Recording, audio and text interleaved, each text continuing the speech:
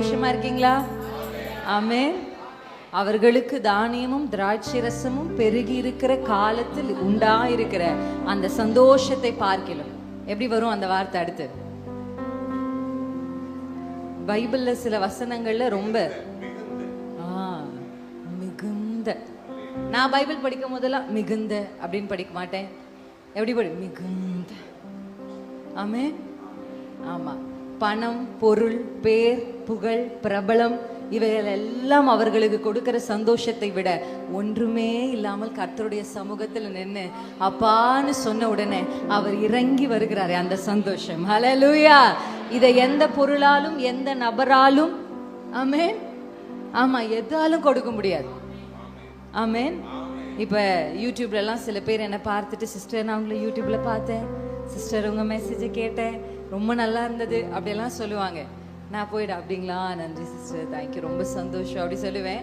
சொல்லிட்டு போய் ஜெபிக்கும் போது சொல்லுவேன், ஆண்டவரே அவங்களுக்கு என்ன தெரியுதுன்றதுல எனக்கு ஒரு பெரிய சந்தோஷம் இல்லை.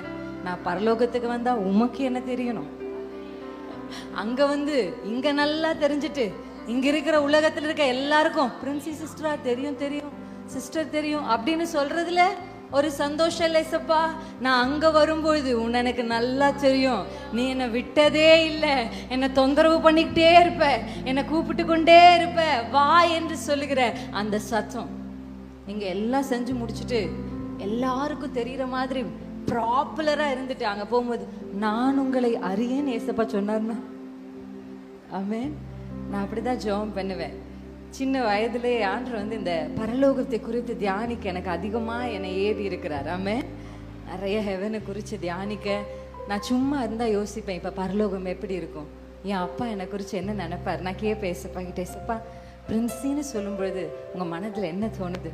உங்களுக்கு பிரியமா நான் நடக்கிறேன்னா எதில் நான் குறைவுபட்டிருக்கிறேன், எனக்கு கற்றுத்தாரும், எனக்கு போதித்தரும் என்று அவருடைய இருதயத்தை எதிர்பார்க்க பரிசுத்த ஆவியானவர் எனக்கு கற்றுக் கொடுத்தார்.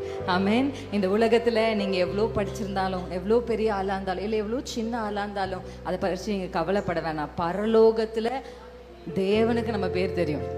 நம்ம போன உடனே ஆண்டவர் வா வா வா உன்னைத்தான் எதிர்பார்த்தேன் அப்படின்னு வரவேற்கிற அந்த சந்தோஷம். ஆமென். ஹல்லேலூயா. அதுதான் இந்த உலகத்துல எந்த மனுஷனாலும் கொடுக்க முடியாத ஒரு சந்தோஷம். எத்தனை பேர் ஆசையா இருக்கீங்க? இதை கேட்கும் போது பரலோகத்துக்கு போகணுன்ற ஆசை எத்தனை பேருக்கு வருது? ஆமென். ஒரு கிறிஸ்துவன், ஒரு ஆவிக்குரியவன் ஒரு நாள் ஒரு விசையாவது பரலோகத்தை குறித்து சிந்திக்கணும், தேவனுடைய இருதயத்தை குறித்து சிந்திக்கணும்.